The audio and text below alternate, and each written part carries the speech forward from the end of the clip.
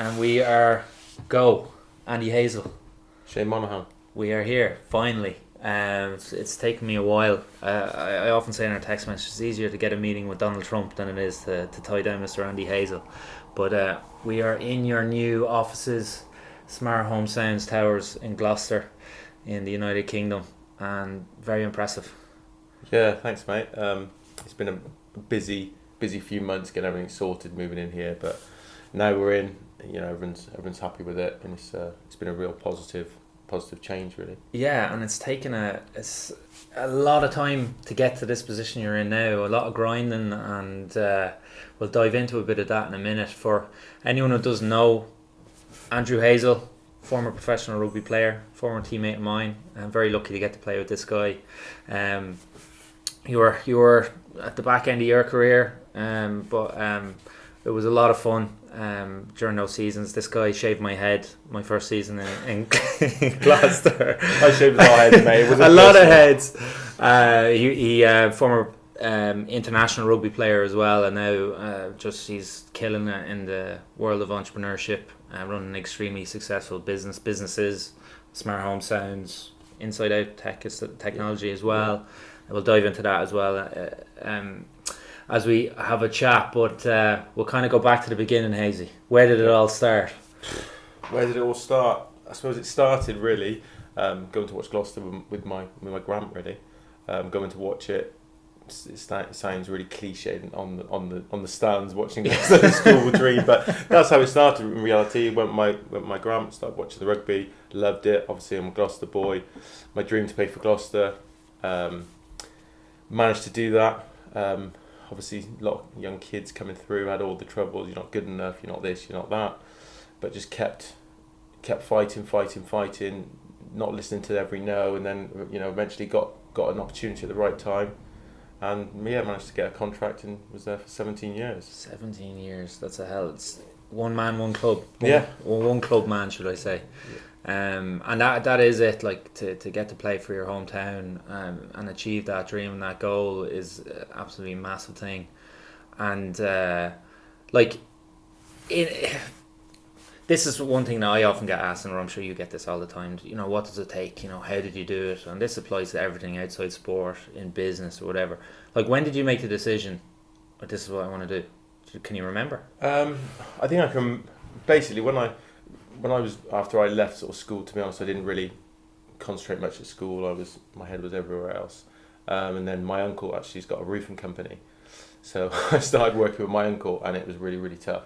Yeah. It was the time around rugby was going professional. I loved rugby, and I was like, I have to make this work. I think he was extra hard on me because he wanted me to get off the roofs and sort of do well. So it was almost like there was nothing wrong with roofing, but it was that hard. It was like a catalyst that really made me realise that I love rugby and this is my passion. This is what I need to do. So I think from that sort of time, sort of 17 years old, I just realised I was just going to give it everything, and that meant. When I first started, I thought that was just training. As it progressed later on, before I got my first contract, I realised that was everything else around my life: what you eat, how you sleep, what you drink. You're a young teenage boy, you've got to keep it up. So there's loads and loads of different elements, but I think that looking at it now, that's the sort of things that cross over to the business side, really. Yeah. Which have been invaluable. In both ends, so it's there's no one thing and say what does it take. Basically, you just need to be relentless, and to not. That's a good word. Yeah, relentless. I quite like that word. But you need to be relentless, and you need to, so a lot of the time people saying you're not good enough, and you always get your parents saying, oh, you are, and there's always that doubt, and they just saying that because of my parents. So you need a bit of inner belief, and there'll be loads of people that get told they're great, but if you really believe it inside and you're doing everything to be the best you can. You got a chance. Yeah. You might not make it, but you got a chance. And you have to try, because if you don't, yeah, exactly. Someone else will do it. Yeah, exactly. Someone's 100% ready to take your spot. Yeah, that is a fact. And I'm sure you saw a huge amount of change in Gloucester. Like when you first went in, the difference between when you finished and where it is now again. Like, yeah, you're retired. Yeah. 4 years, 5 years. 4 or 5 years now. Yeah. So, like, what was it like? Your first season. Who signed you in the first place? Just for people who are listening, and then the change then from when you finished. Change has been crazy. Yeah. Obviously, Richard Hill He was the first person to sign me, and from my first season there, he was really good. I was actually signed to go and play for a local club, and it was the last game of the season at Gloucester. It was a United game, and there was a young lad who was on the bench who got sick. I'd never played for the second team, and they said, "Oh, can you come on the bench?" I was like, oh, "Okay, yeah." I'd already signed for a local club, going to work with my uncle, and then the kid who was starting, he actually got caught in traffic. It's like a crazy story. You hear this story and think this is lies. So he got stuck in traffic, and then the coach at the time, Viv Woolley, was, "Oh, and you're going to have to start." So from 4 days ago, I wasn't even involved in the second team game. He said, "You're going to have to start." I said, yeah, great. So as soon as he comes, I'm pulling you off. Yeah, no problem. So anyway, played 20 minutes, kept looking on the sideline. The kid turned up, and I was like, "They're going to pull me off now." Yeah. They didn't. So got to half time, and then the coach at the time, Viv Woolley, said, "I'm going to leave you on for another 20 minutes. Richard Hill, who was the first team coach, he's coming to watch the second half. So I'm going to give you some time. We'll just do what you do in the first half." So I played the second half, played in 20-30 minutes. Richard Hill was the coach then, who was watching. I come off about 15 minutes ago. The kid who's meant to start come on. And at the end of the game, Viv Woolley said, "I'm going to speak to Richard after, and obviously he's seen a bit of and see what happens. What are you doing next year?" So I'm signed for Gloucester Old Boys. I'm going to do some roofing. He's like, "Yeah, okay, no worries, leave it as that." So left it as that.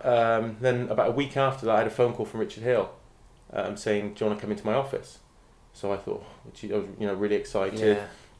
Went into his office, and he said that he watched me. He seen something, even though he watched me 20-30 minutes. He seen something that he liked in me. And what am I doing next year? And I said, "I'm going to work with my uncle to be a roofer. I'm going to play for Gloucester Old Boys." And he was like, "Come and do pre-season with us." He said, "There's no money." He said, "But come and do pre-season." He said, "Go on the dole if you need money." He said, "Give yourself, a good couple of months shot at professional rugby." So that was it, really. That was my shot. So I went on the dole, literally, and just trained and ate, in the pre-season. Yeah. And then when pre-season came, I did a couple of months with the first team, and then he called me in and gave me my first contract. Yeah. So it was really close for me not going into balance. But the main thing, I think, that was the last game of the season, but way back before that, I kept myself fit. I remember I was running hills at Chosen Hills, local hill. I was doing everything to keep myself fit for no reason. Yeah. Because the season was over. But if I wouldn't have done that, I wouldn't have been in the right shape, the right frame of mind to take that opportunity when it came. So it was weird. Like I remember training before that, thinking it's going to be the end of the season. Why am I doing it? And then it all like fitted into place. So it's amazing. So, yeah, it's a bit of luck, really. Yeah. So you need everything. You need a bit of luck. For me, it did anyway. But obviously, if I'd have been lazy and eating burgers on the drink, then I would have been in the right place to take that opportunity. I think there's a word, and it's a very valuable word for podcasting, for training, where it is consistency. Yeah. You kept that consistency going, and it helped. And I don't know, maybe God was looking over your shoulder, or everything happens for a reason, or whatever the case may be. Mad. Yeah, mad. And it's funny. I can relate to that. I think any rugby player or anyone in sports can relate to that moment when you're a young lad coming up, and the coach comes over or gives you a compliment, or like that, you're in for 20. The excitement that you get, just listen, gives you memories. They kind of give you the butterflies in the stomach, and to be able to take it, because I've been there before, where you have an opportunity and you're ready to take it, you're doing it, but it just doesn't happen. So when it does work out like that, it's an amazing thing. So you sign your first contract.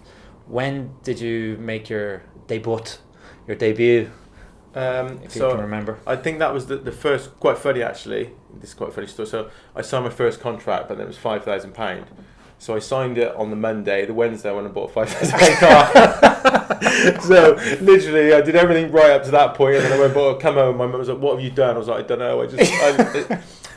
So that's not a good bit of advice for anyone. But yeah, That's what car was it? It was an XR2i, a black one. Right, with blue piping. It's probably still my favourite car to this day. At that time, it meant so much. It was like a symbol of me achieving and getting my first professional contract. Yeah. So sorry, I was off tangent there. Rite of passage. Yeah, exactly. I know. I suppose not that it was my first professional contract, but my first big contract, as it were, was my second contract in Gloucester. Yeah. And my equivalent of that was Andy Hazel coming up to me, "Right, Shane, we're going to Ibiza."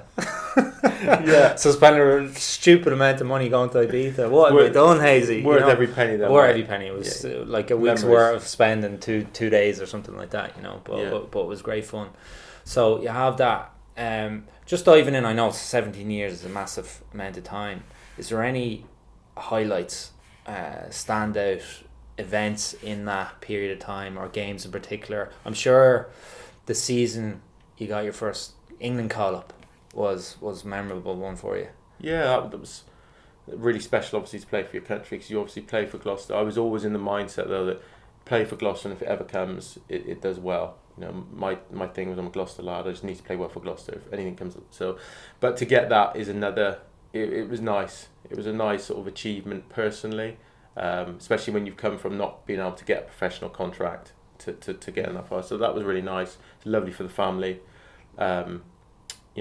Actually the thing I enjoyed most about the rugby was the day-to-day. Obviously loved playing the game, but when people say what's your best time, my best thing is having a laugh and a joke around the as you know, around the changing room. So that's my main memories. Individual moments, obviously the England cap's good.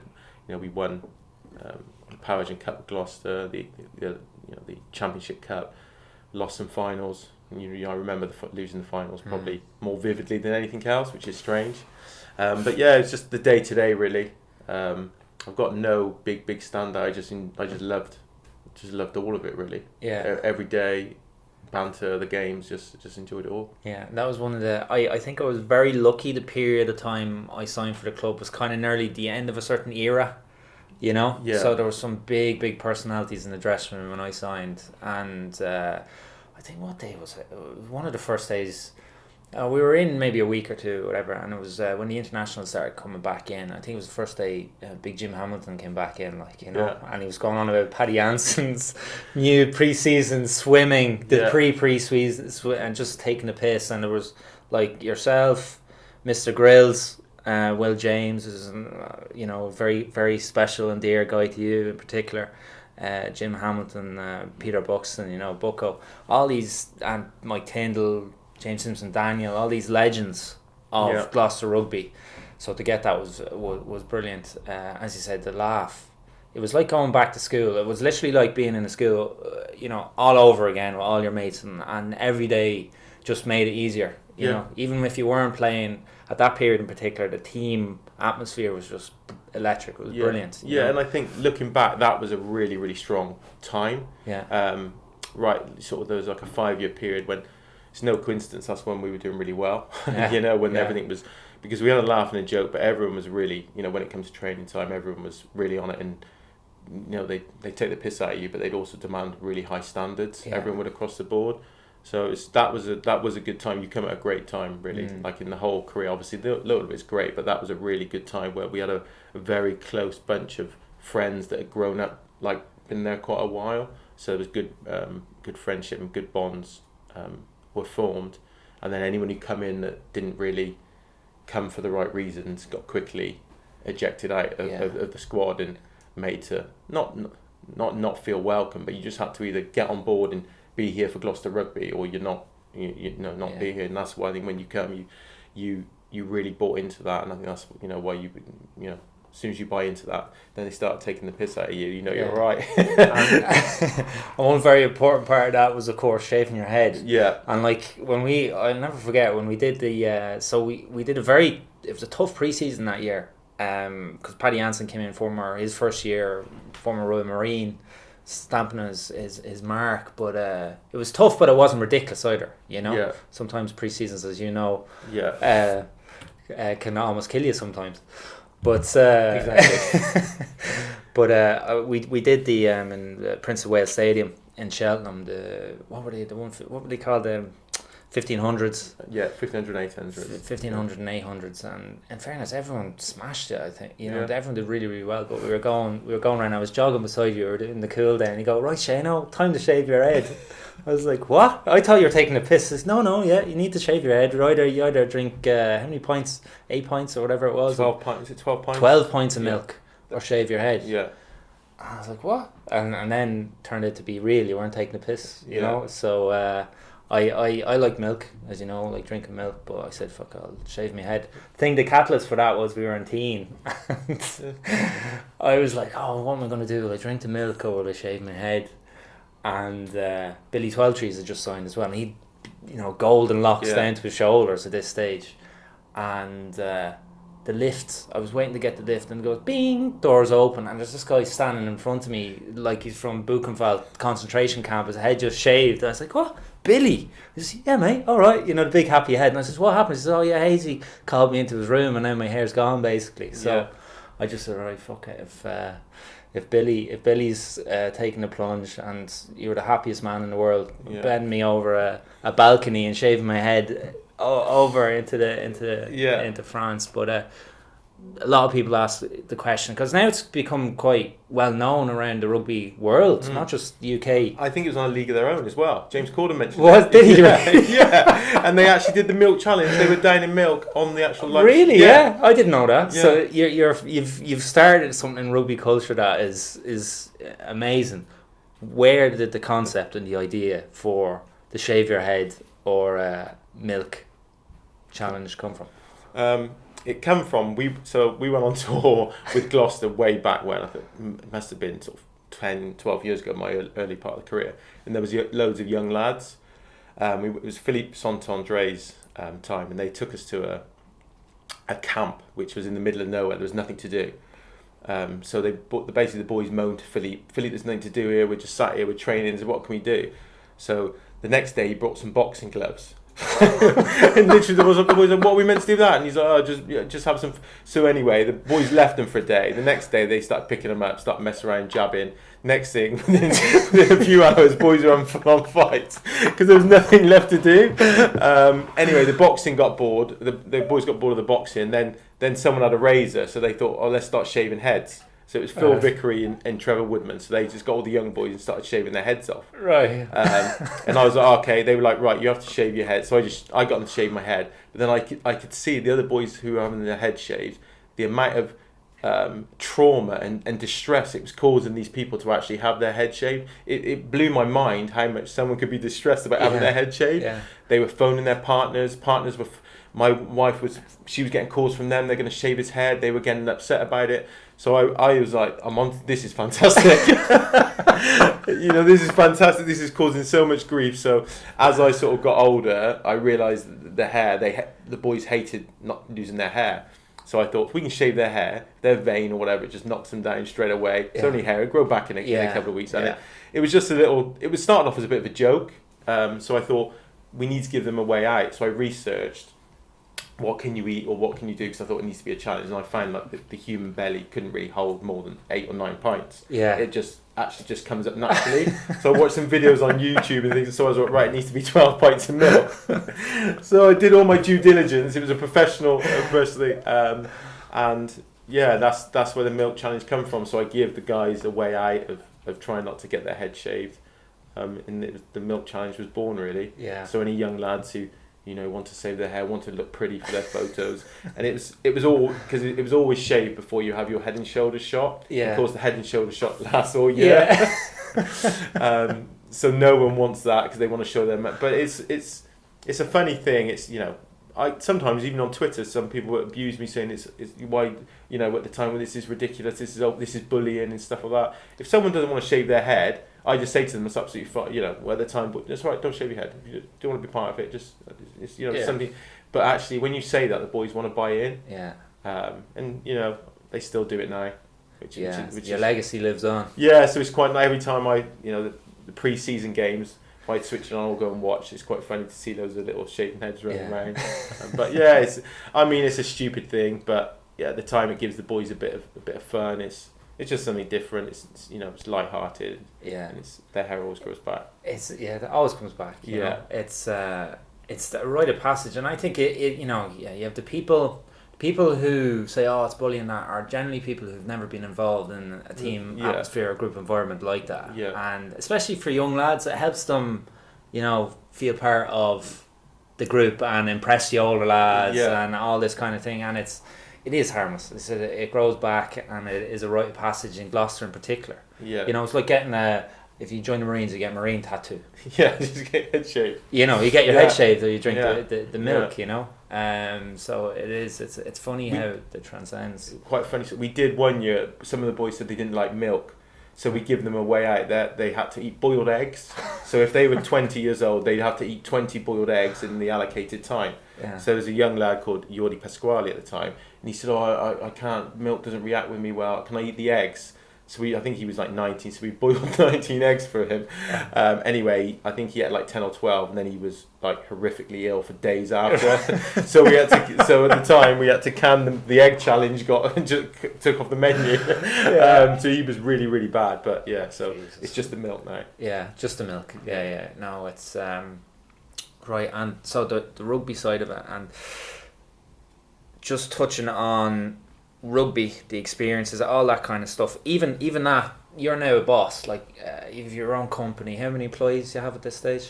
All in both companies, probably about 14. 14, really? Yeah. Almost a full rugby team. Yeah, exactly. So they're almost one more. And that experience, that alone, in terms of creating a positive group environment where people want to be part of it, and like the atmosphere in this place, like the building you have here now is just fantastic. You know, to come here, work here, have a positive environment, a fun environment. I'm sure the rugby experience, that experience, you don't shave your employees' heads. God, no. Right. And that's kind of jumping ahead a little bit, but the transition from rugby, so the period of time when we played together, you got a bad knock to the head, essentially, concussion, which eventually ended your career. Yeah. Like the ongoing joke, Mr. Grills is always getting stuck into you. So Will James will dive into that as well, because we can't do a podcast with you without talking about that relationship. He does get into you and slag you because you were doing two jobs at the same time. Yeah. You were a professional rugby player, but simultaneously you were running a business selling Sonos speakers. Right. Why?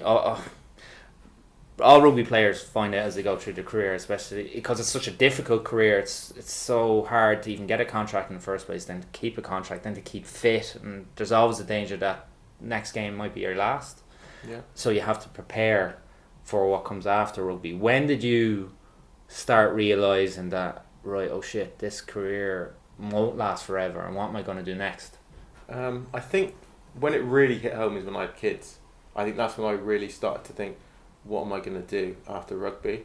I've got it. I'm basically, I was living the dream, if I'm honest. I was playing for my hometown, which I would have done for free. Yeah. And I was getting paid good money to do it. So it was like, it got to a stage where I think I was like 30, 31.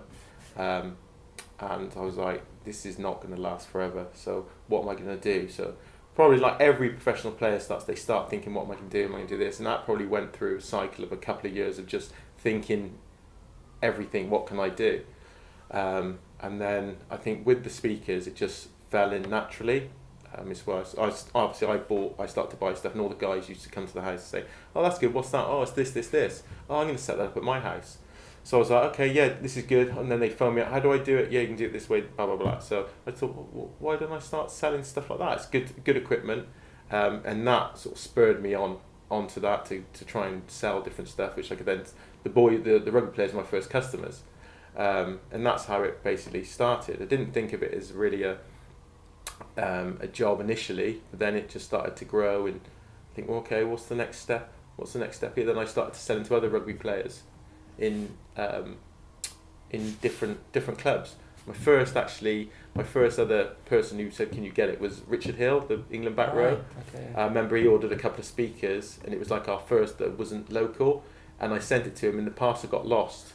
Yeah, I remember the parcel got lost, and he was like, oh, they're not gone, and I was like, oh my god, and it was like a big rigmarole, and I was like, oh, the first time I give it to someone else I failed, and stuff like that. So it's quite funny how I remember that. But then we got him the speakers, and I'd be interested to see if he still got them. Yeah. So he was like one, and then he obviously told his friends, and then other people from other clubs started to do it. Then I was like, okay, now I just need to create a website, and then anyone can buy these speakers. Obviously, Sonos is a big brand now, but back at the time it was very emerging. And it was something I thought smart speakers they're gonna really kick off, which they have, and they're still kicking off now. So that was that was the thinking behind that, and then it was just the progress of, and learning about a website, and then it just sort of gave me something to focus on in the rugby. While I was going through that, I realised I wasn't getting any younger, and that's a horrible time. It's a scary time for any, the worst part of my career is thinking about how am I going to, that last bit, and I think that's why now it's important for players to have something in the background, because it does make you, I think it relaxes you, it gives you a separate focus, and then once you focus on your rugby as well as your other stuff, you're concentrating on.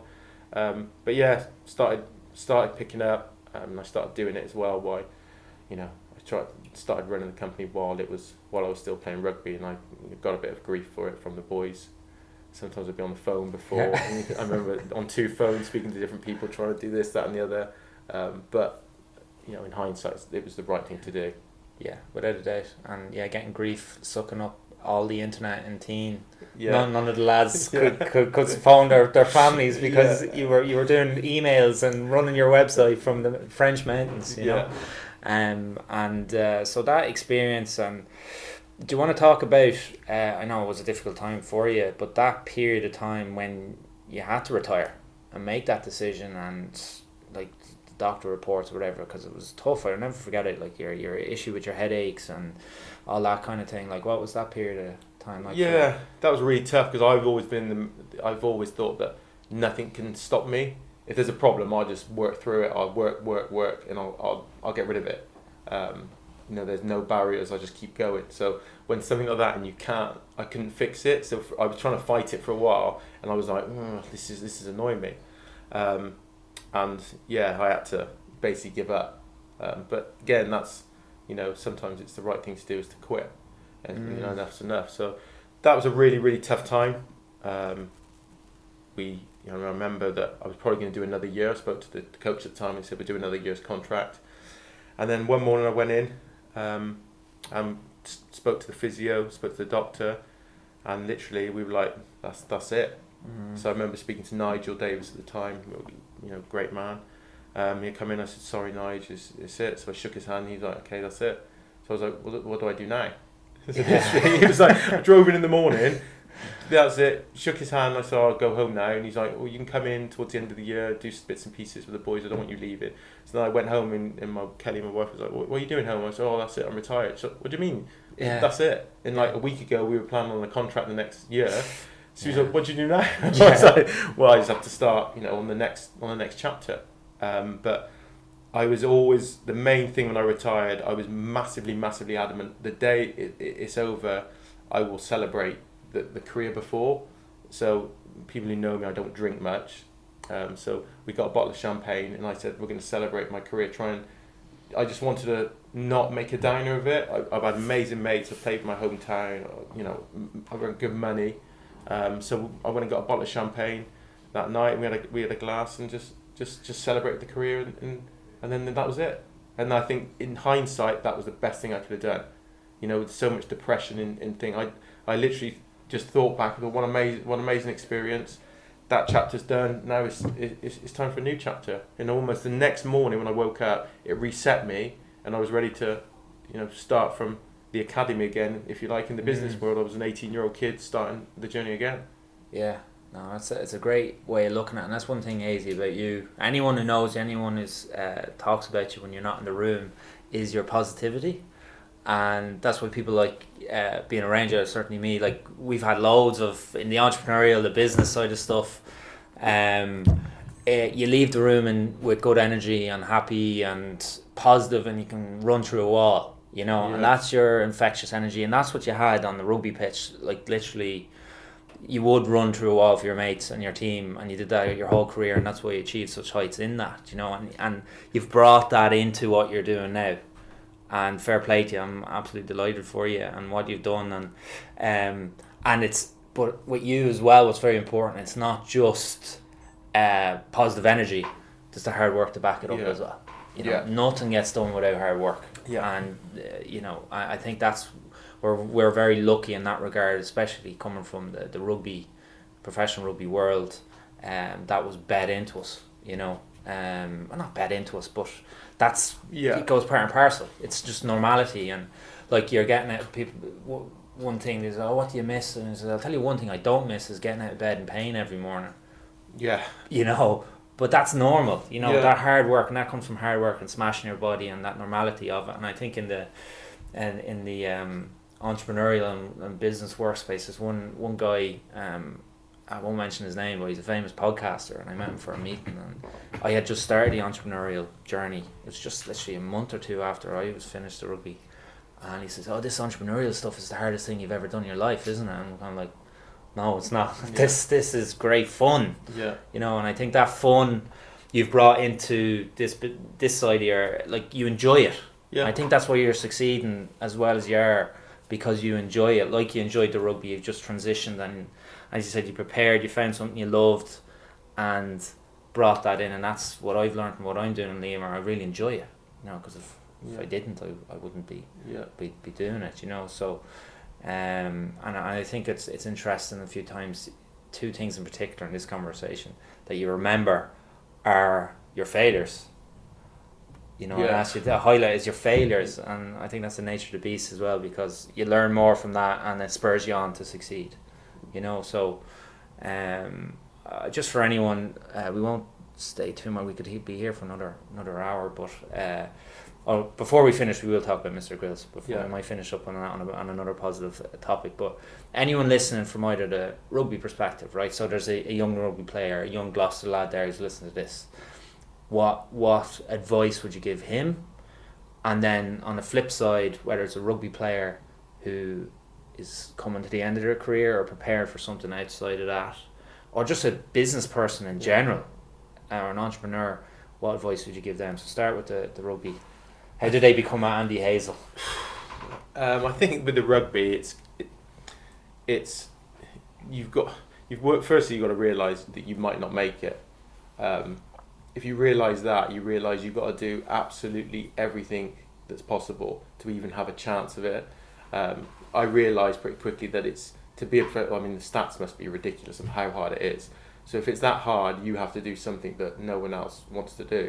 You know, people used to say to me, I remember when I used to train, well, they're training here and there and there. If you want to be better than them, how can you train the same as them? So you've got to look at that, and you've got to figure out where you're weak, what you've got to do, and you've got to try and just, you know, keep working on the weaknesses and trying to be the best you can. Have confidence, and it's a hard. There's, like you said, there's no one thing, but it's just and it's just be relentless in your passion, and give it your best shot. And if you give it your best shot and it fails, you know, that's great. That's not meant to be your path. And that's the way it is with the rugby side.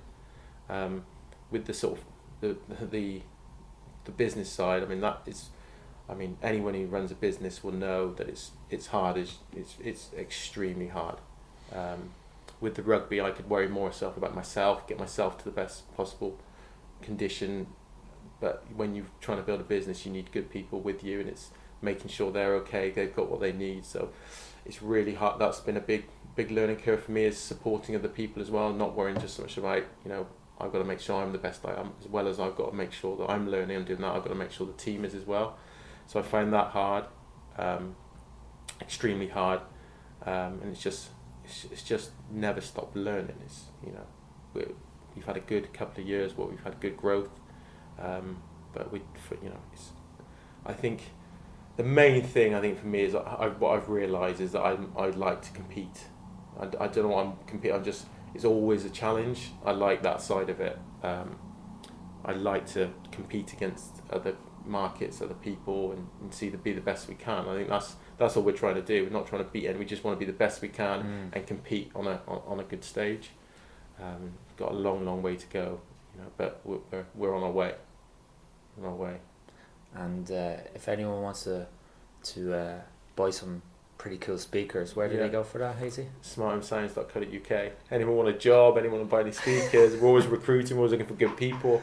But yeah, Smart Home Science for me is going to be the place where people buy their speakers. You know, we're focusing a lot on younger demographic who aren't in the potential to buy speakers. We're doing a lot of stuff, so when they're ready to move out, buy the first flat, buy their first speaker, they're not buying traditional speakers with cables and big speakers over there, buying smart speakers. They can upload their Apple Music, their Spotify. So we can, I'm betting on the next sort of 2-3 years are gonna completely change, and we're playing the long game with younger people. The high street's dying.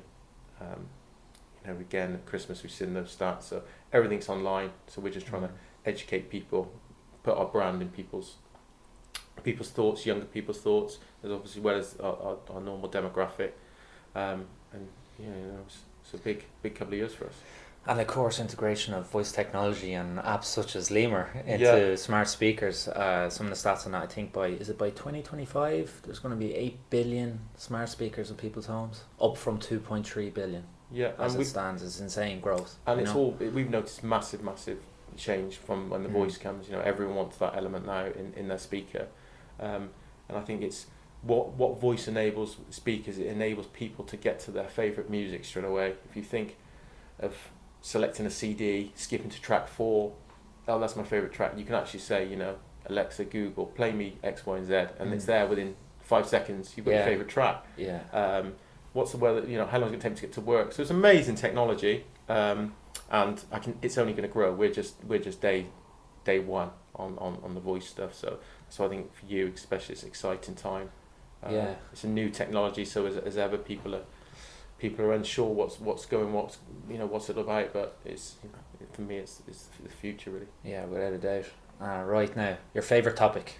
Yeah. Forget rugby. Yeah. Forget smart speakers, business, anything like Will James, Mr. Grills. Yeah.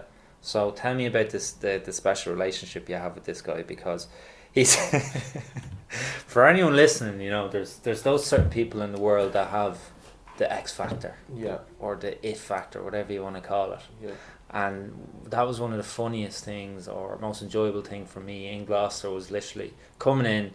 And everyone was the same. We come in for breakfast in the morning and we just literally sit down and enjoy you two lads going at it. You're like a double act to, Morecambe and Wise or Andenbeck or whatever the case may be. Those famous double act. What is it about Mr. Grills? Like you said, I think it's the X factor. He's got it. For me, he's got the X factor. I remember when he first comes to the club. They signed this guy Will James. So I remember he came into the club, and when you first see Will James, Mr. Grills, he's an imposing character. He's 6'6", 19, 20 stone at the time, big bald head, and you look at him, and people actually cross the road when they see him. He looks scary the first time you see him. People are unaware of him. So when I first seen him, I thought, geez, this guy, and straight away he intrigued me, and I wanted to peel back the layers. I wanted to prod him, see what he's all about, and that's where sort of that relationship started. And as it grew, I got to know him. He's an amazing man, but he's also got some, not flaws, but he's also got some. He's a vain man. So straight away there's he's probably the only man I know that's allergic to body hair. He can't stand body hair. So all these little things added up. He's always trying to be the leanest he can. He's just a special human. He has some amazing sayings. Some of the young lads, I remember when they first come up, and they obviously you get body fat, and obviously a lot of the young lads were, their body fat wasn't very good, and they always moan they're not on a lot of money, and he used to just say, that's the saying you've heard, don't worry about it, lean is the new rich. So he'd basically tell these young lads that it didn't matter what kind of money they earned, but as long as they were lean, everything was all right. And in their mind, they couldn't understand what the hell he was on about. Yeah. But yeah, I've had some amazing fun with him over the years. He's a great character. The same as I got into him, he always got into me. We sort of knew each other really well, that we knew how to push each other's buttons. Because we're with someone for every day for sort of 5-6 years, you get to know a lot about someone. Probably spent more time with Mr. Grills than I have my wife, because you're with him all day, every day for that amount of time, sat on the bus. So you learn a lot, and you get really, really good friendships with people. Which is, again, like I said, when the rugby career finished, I celebrated it because I got some amazing friends, done some amazing things, and played for my home team. Yeah, and there's one story, as when I finished the rugby, or when I was transitioning, I suppose, I still hadn't 100% committed to retirement. I stepped in the octagon and had an MMA fight, and the one guy who came across flew over to Dublin to watch the fight was Grills. In fairness to him. And when I was prepping, we were doing the weigh-ins, and I was off. He was with my family and some of the lads, and they went for a drink in Dublin, and they were in. I can't think of the name. It was near Kilmainham Jail, so it's a rough enough part of Dublin, you know. And he went into the pub, and he was dressed up, you know, in the suit jacket on and posing character, as you said. Double cuffs, beautiful tan, golden skin, white teeth, you know. And he went in, and the local Dubliners, like, how are you, Dublin? How's it going? All these older women and gentlemen who were in there drinking at 2:00 in the afternoon, for whatever reason. Yeah. They literally came up to him and started surrounding him because of just that if factor and harassment. They thought he was a Hollywood actor, like, you know. But Grill's loving it, of course, you know. Yeah. But no, he's a special character, and you're extra excited today because he's actually coming down to Gloucester, because we have an event to go to this evening, which we'll wrap this up now in a second to get ready for that. Is actually ex-players union. I think it was there before, but they're kind of re-injecting new energy into it to get a lot of the former players back together. It's going to be dinner, and then it'd be great to meet up with some of the lads. And Grills is very excited because he lives in York, just outside York, in Aberfoyle College, which is in the mountains. So he doesn't have any interaction with anyone other than monks and students. Yeah. So he's very excited about coming down and catching up with everyone. So and he will be tanned. He for some reason he will turn up and he will have an amazing tan, even though it's been -1 degree up there for the last 6 months. So how he does that, it's incredible. And he's never been on a sunbed in his life, apparently. Yeah. So so on that note, Hazy, we'll wrap it up. We'll definitely do this again in the future. But thank you for making the time. It was great catching up, and hopefully we'll have a bit of crack later on at this event. No doubt. Okay, cheers. See you, mate.